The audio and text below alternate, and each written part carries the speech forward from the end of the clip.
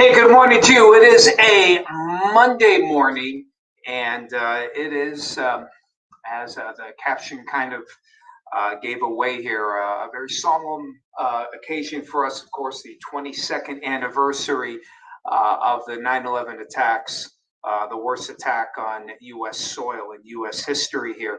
And, certainly, so many events are happening to help celebrate here. And excuse me just a second here, as I want to make sure I grab my glasses so I get everything right going on. There are many events, I'm sure, that are going on here, but the two that I am aware of. One, first of all, in about an hour and a half at 8:30, Erie County will hold a 9/11 memorial service, and that'll be at 8:30. That'll be at the Blasco Library, uh, and at the Erie County 9/11 Memorial, right there outside the Blasco Library. That is today at 8:30. There, keynote speaker is going to be Barton Fendelman. He is a retired New York City firefighter who one of the responders to the attack. And there will be a reception afterwards in the Admiral Room following the event. So that comes right from the Erie County Government PA website there. That's one memorial service. And Gary Sinise, many of course, you know him as the actor, but he also is very big advocate for 9/11 and first responders in general. They are going to hold an event at Liberty Park at the Highmark Amphitheater. That is, they're going to have Stolen Silver play at 7. Gary Sinise and his band there from between 8 and 10 o'clock tonight. The doors open at 6. So that's another way that we can pay tribute to those who gave so much on 9/11.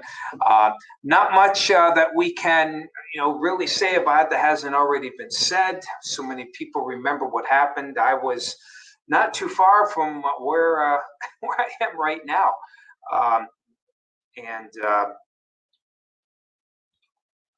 not too far, from where I'm sitting right now when the attacks occurred on that date.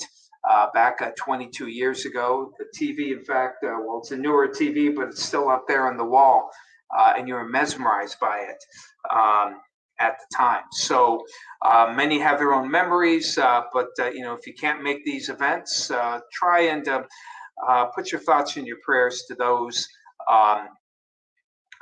Several have died even as recently as yesterday from the effects of those attacks.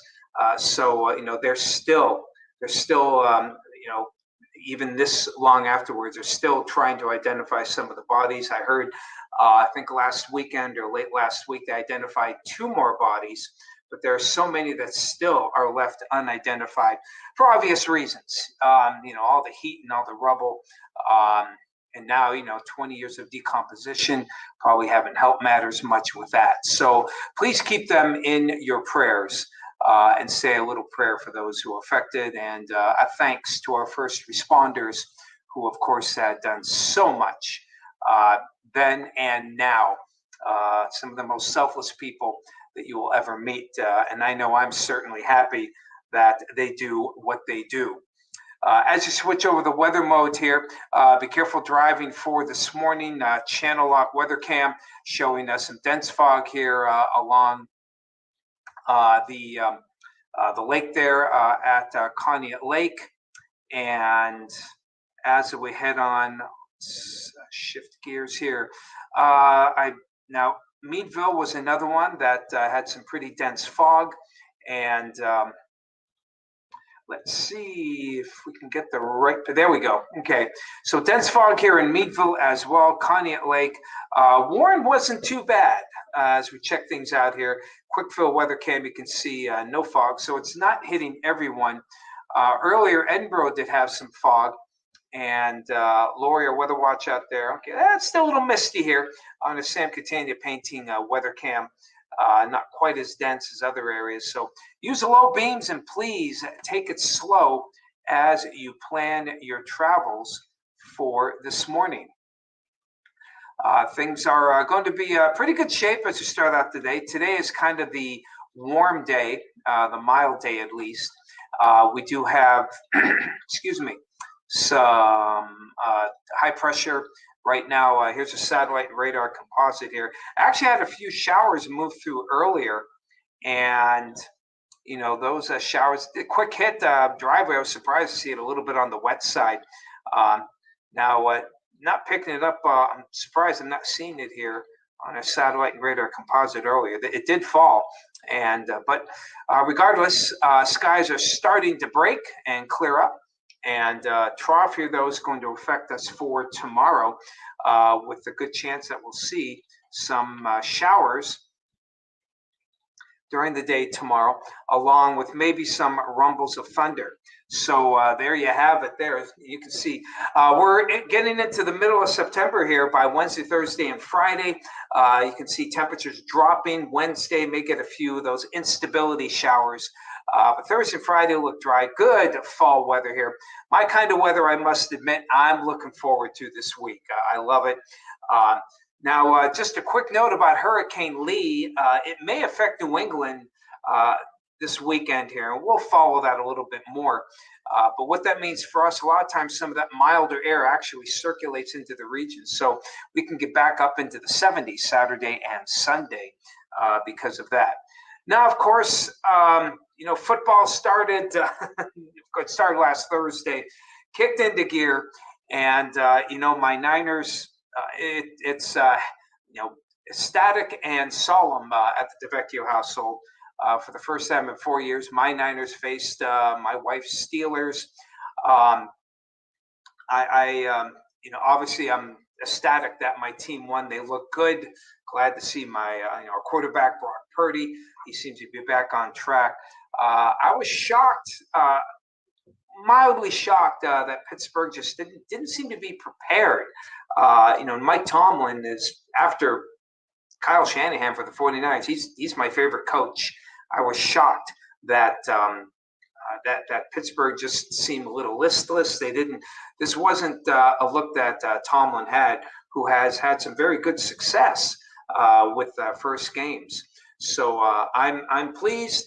Cleveland fans have to be pleased. You know, as they defeated their nemesis, the Bengals. They seem to have the Bengals number. You know, Joe Burrow had his worst day as a quarterback, which didn't help matters much for Cincinnati. Not a stellar day for Deshaun, but hey, he did enough for Cleveland to win, so congrats there. Big game tonight, of course, Monday night, the Jets and Buffalo. You know, all eyes, of course, will be on Aaron Rodgers as he makes his Jets debut. But we'll see. We'll see if all that money and all that was worth it. Tom Atkins is our Jets fan. He's from that area, so he's, of course, rooting for the Jets. But you know, so sorry to hear again, Steeler fans. You know, Tomlin will not let this team, you know, will not let this team have that kind of goal, and they better get it back on track because next Monday night, if I recall, it is Cleveland at Pittsburgh, and Pittsburgh could do you know, themselves a big favor by getting back on track and defeating their nemesis. No doubt, of course, everyone will be happy about that. Okay, I apologize for all those. Apologize, guys. I've talked about, of course, so much to talk about today. Had to gloat a little bit. My wife isn't happy, which could make for a tough one for today. Fortunately, I'm not home until late in the day, and she works this evening, so she has a whole day to kind of recover. And then Tuesday, we'll be back to the normal chaos. Okay, everyone, have yourselves a great day. Enjoy yourselves. We'll talk to you tomorrow. Take care.